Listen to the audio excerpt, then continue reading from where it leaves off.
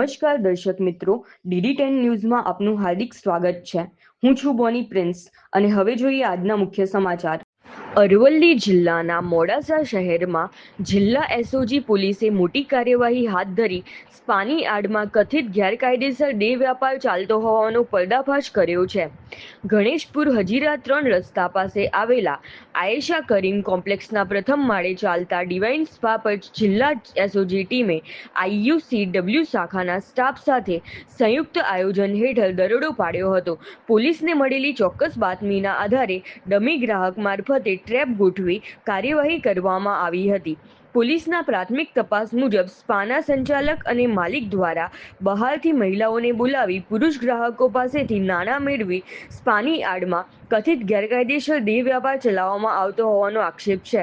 આ સમગ્ર મામલે મોડાસા ટાઉન પોલીસ સ્ટેશનમાં ઇમોરલ ટ્રાફિક પ્રિવેન્શન એક્ટની કલમ 3, 4 અને 5 હેઠળ ગુનો નોંધવામાં આવ્યો છે। પોલીસે આરોપીઓ સામે કાયદેસરની કાર્યવાહી શરૂ કરી છે તેમજ સમગ્ર રેકેટના અન્ય પાસાઓ અંગે વધુ તપાસ હાથ ધરી છે।